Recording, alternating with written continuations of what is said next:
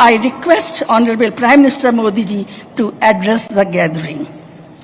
This platform itself, I believe that 108 Indian Science Congress will give new avenues to provide women with better access to education and find sustainable solution for resolving our problems.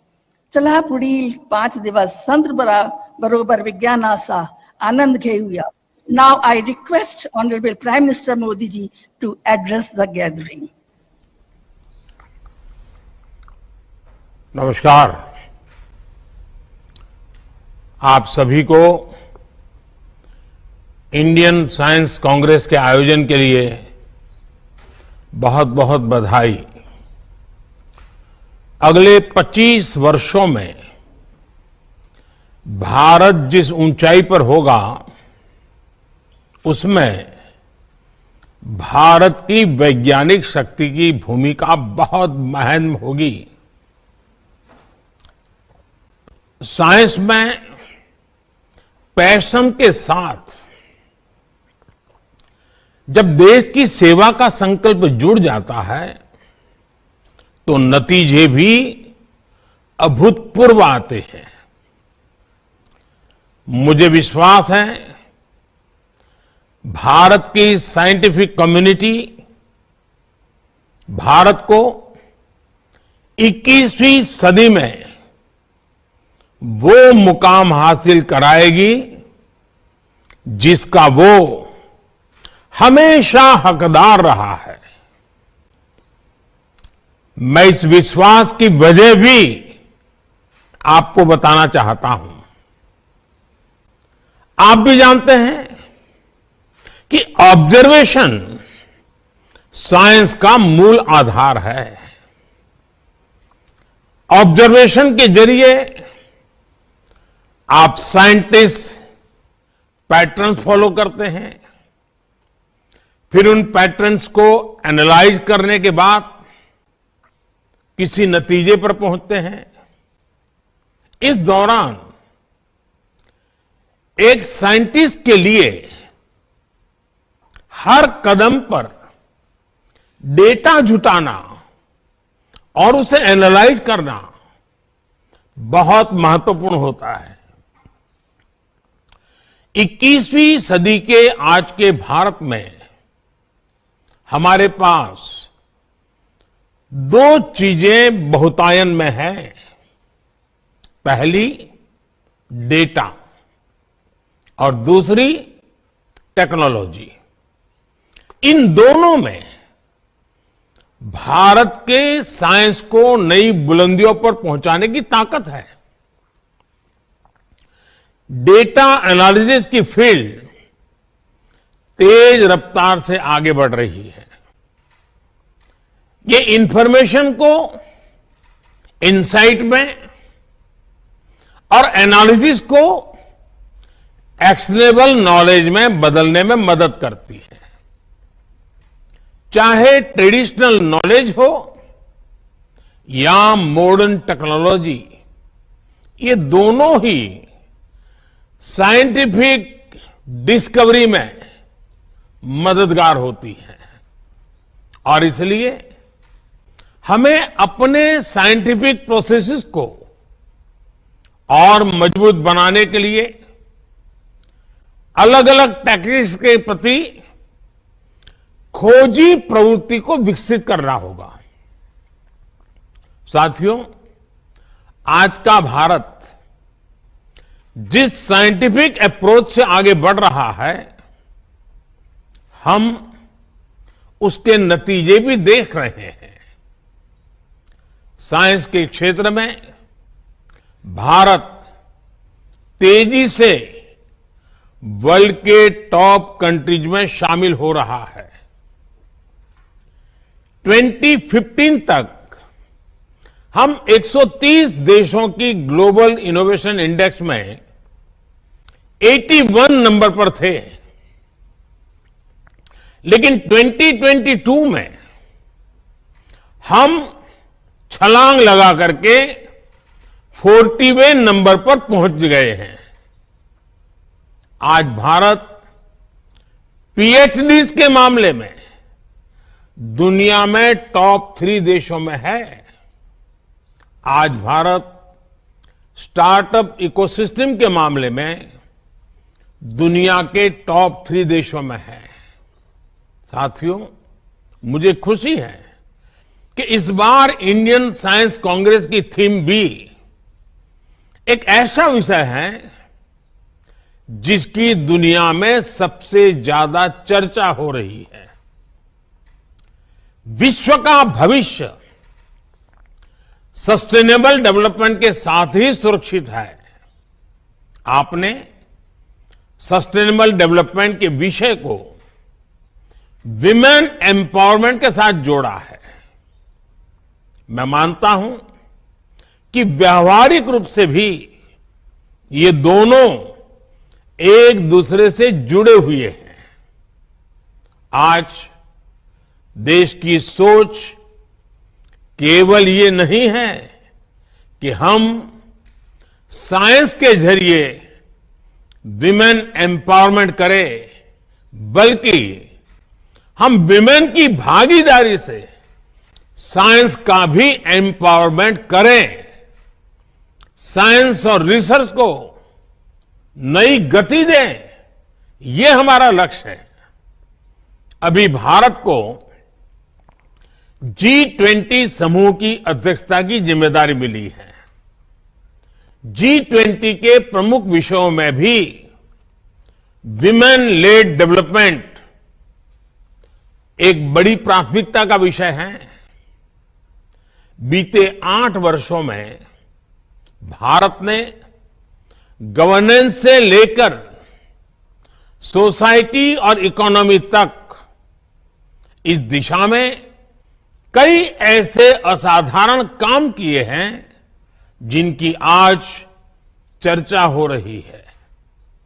आज भारत में मुद्रा योजना के जरिए छोटे उद्योगों और व्यवसायों में भागीदारी हो या स्टार्टअप वर्ल्ड में लीडरशिप, महिलाएं हर जगह पर अपना दम दिखा रही हैं। बीते 8 वर्षों में एक्स्ट्रा मुरल रिसर्च एंड डेवलपमेंट में महिलाओं की भागीदारी दोगुनी हुई है। महिलाओं की ये बढ़ती भागीदारी इस बात का प्रमाण है कि समाज भी आगे बढ़ रहा है और देश में साइंस भी आगे बढ़ रही है। साथियों, किसी भी वैज्ञानिक के लिए असल चुनौती यही होती है कि वो अपने नॉलेज को ऐसे एप्लीकेशंस में बदल दें जिससे दुनिया की मदद हो सके। जब साइंटिस्ट अपने प्रयोगों से गुजरता है तो उसके मन में यही सवाल रहते हैं कि क्या इससे लोगों का जीवन बेहतर होगा या उनकी खोज से विश्व की जरूरतें पूरी होगी। साइंस के प्रयास बड़ी उपलब्धियों में तभी बदल सकते हैं जब वो लैब से निकलकर लैंड तक पहुंचे, जब उसका प्रभाव ग्लोबल से लेकर ग्रासरूट तक हो, जब उसका विस्तार जर्नल से लेकर जमीन तक हो, जब उससे बदलाव रिसर्च से होते हुए रियल लाइफ में दिखने लगे। साथियों, जब साइंस की बड़ी उपलब्धियां एक्सपेरिमेंट से लेकर लोगों के एक्सपीरियंस तक का सफर तय करती है तो इससे एक अहम संदेश जाता है। ये बात युवाओं को बहुत प्रभावित करती है। वो सोचते हैं कि साइंस के जरिए वो पूरी दुनिया को प्रभावित कर सकते हैं। ऐसे युवाओं को आगे बढ़ाने के लिए इंस्टीट्यूशनल फ्रेमवर्क की आवश्यकता होती है ताकि उनकी आकांक्षाओं का विस्तार किया जा सके, उन्हें नए अवसर दिए जा सके। मैं चाहूंगा कि यहां मौजूद वैज्ञानिक ऐसा इंस्टीट्यूशनल फ्रेमवर्क विकसित करें जो युवा प्रतिभाओं को आकर्षित करे और उन्हें आगे बढ़ने का मौका दे। उदाहरण के लिए टैलेंट हंट और हैकेथॉन के आयोजनों के जरिए साइंटिफिक सोच रखने वाले बच्चों की तलाश की जा सकती है। इसके बाद उन बच्चों की समझ को एक प्रॉपर रोड मैप के जरिए विकसित किया जा सकता है। इसमें सीनियर साइंटिस्ट उनकी मदद कर सकते हैं। आज हम देखते हैं कि स्पोर्ट्स में भारत नई ऊंचाई को छू रहा है। इसके पीछे दो महत्वपूर्ण वजह है। पहला, स्पोर्ट्स की प्रतिभाओं को विकसित करने के लिए देश में इंस्टीट्यूशनल फ्रेमवर्क को मजबूत बनाया गया। दूसरा, स्पोर्ट्स में गुरु शिष्य परंपरा का अस्तित्व और प्रभाव, जहां नई प्रतिभाओं को पहचानकर उन्हें आगे बढ़ाया जाता है, वहां शिष्य की सफलता में गुरु अपनी कामयाबी देखते हैं। ये परंपरा साइंस के क्षेत्र में भी सफलता का मंत्र बन सकता है। साथियों, आज आपके सामने कुछ ऐसे विषय भी रखना चाहता हूं जो भारत की साइंस की दिशा तय करने में मददगार होंगे।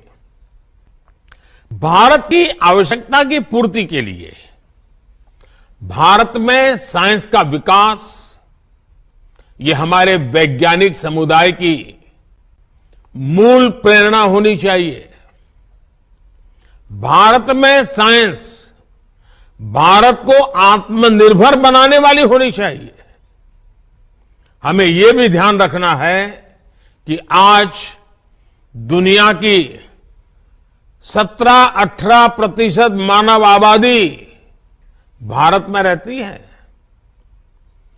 ऐसे साइंटिफिक वर्क्स जिनसे भारत की जरूरतें पूरी होगी, उनसे विश्व की 17-18% मानवता को गति मिलेगी और इसका प्रभाव संपूर्ण मानवता पर पड़ेगा। इसलिए हम ऐसे विषयों पर काम करें जो आज पूरी मानवता के लिए जरूरी है। उदाहरण के लिए अगर हम एक विषय ले लें, एनर्जी। बढ़ते हुए भारत की एनर्जी नीड्स लगातार बढ़ने ही वाली है। ऐसे में भारत की साइंटिफिक कम्युनिटी अगर एनर्जी रिक्वायरमेंट से जुड़े इनोवेशंस करती है तो उससे देश का बहुत लाभ बड़ा होगा। खासकर हाइड्रोजन एनर्जी की अपार संभावनाओं के लिए देश नेशनल हाइड्रोजन मिशन पर काम कर रहा है।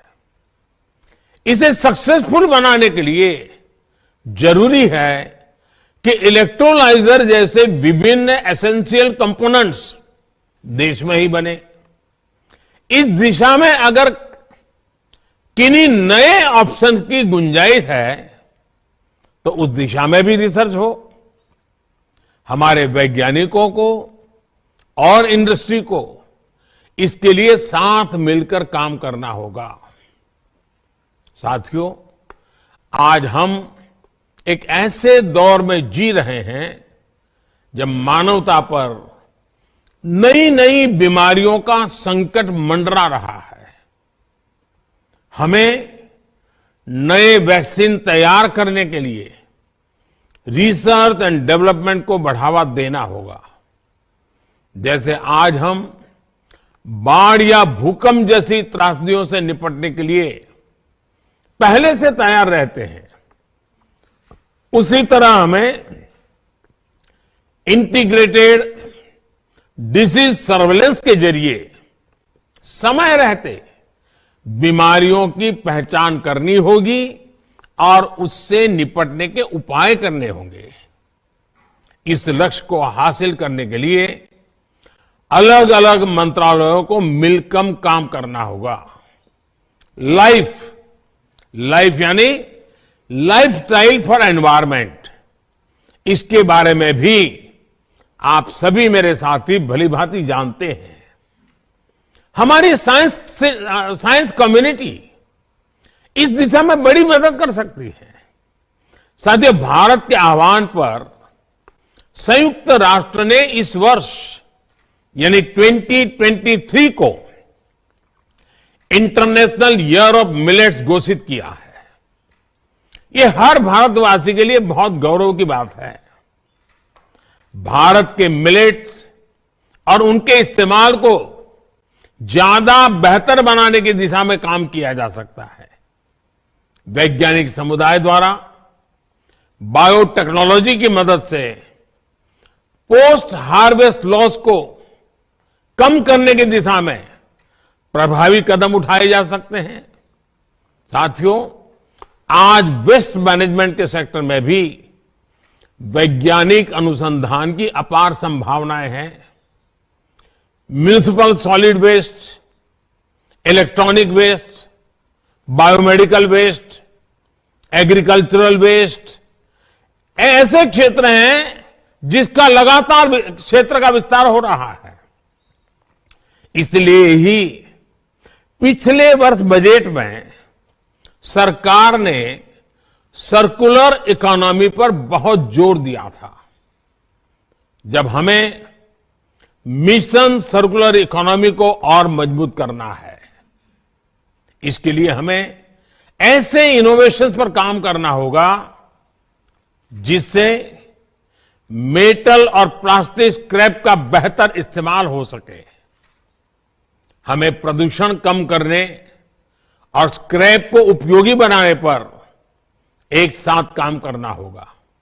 साथियों, आज भारत स्पेस सेक्टर में भी नई ऊंचाइयों को छू रहा है।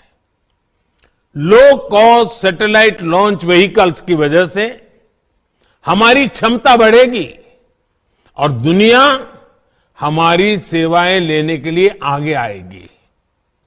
निजी कंपनियां और स्टार्टअप्स इन अवसरों का फायदा उठा सकते हैं। R&D लैब्स और एकेडमिक इंस्टीट्यूशन से जुड़कर स्टार्टअप्स को आगे बढ़ने का रास्ता मिल सकता है। ऐसे ही एक और विषय है क्वांटम कंप्यूटिंग का। आज भारत क्वांटम फ्रंटियर के तौर पर दुनिया भर में अपनी पहचान बना रहा है। Quantum computers, quantum chemistry, quantum communication, quantum sensors, quantum cryptography और न्यू मटेरियल्स की दिशा में भारत तेजी से आगे बढ़ रहा है। मैं चाहूंगा कि हमारे यंग रिसर्चर्स और साइंटिस्ट क्वांटम के क्षेत्र में एक्सपर्टाइज हासिल करें और इस फील्ड के लीडर बने। साथियों, आप भी जानते हैं कि साइंस में लीड वही लेता है जो इनिशिएटिव लेता है। इसलिए दुनिया में क्या चल रहा है हमें ये तो देखना ही है, लेकिन साथ ही जो काम कहीं नहीं हो रहे, जो फ्यूचरिस्टिक आइडियाज हैं, उन पर भी फोकस करना है। आज दुनिया में AI, AR और VR की बात हो रही है। हमें उन विषयों को अपनी प्रायोरिटीज में शामिल रखना होगा। सेमीकंडक्टर चिप्स की दिशा में देश कई बड़े कदम उठा रहा है। समय के साथ सेमीकंडक्टर चिप्स में भी नए इनोवेशंस की जरूरत होगी। क्यों न हम देश के सेमीकंडक्टर पुश को अभी से फ्यूचर रेडी बनाने की दिशा में सोचे। देश इन एरियाज में इनिशिएटिव लेगा, तभी हम इंडस्ट्री 4.0 का नेतृत्व देने में सक्षम होंगे। साथियों, मुझे विश्वास है इंडियन साइंस कांग्रेस के इस अधिवेशन में विभिन्न रचनात्मक बिंदुओं पर भविष्य का स्पष्ट रोडमैप तैयार होगा। अमृत काल में हमें भारत को मॉडर्न साइंस की सबसे एडवांस लेबोरेटरी बनाना है।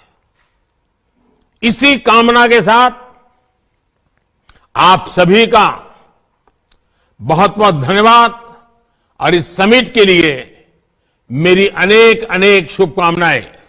नमस्कार।